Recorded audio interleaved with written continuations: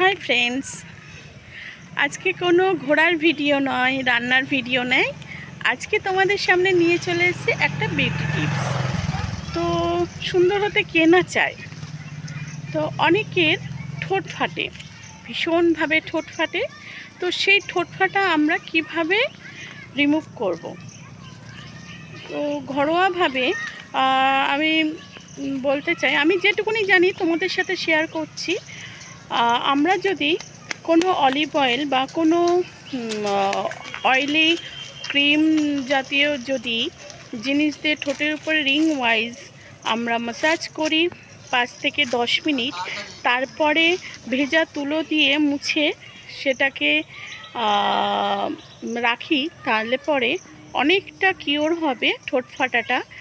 আর সকালবেলা খালি পেটে 5 থেকে 6টা ভেজানো কিশমিশ খেতে হবে।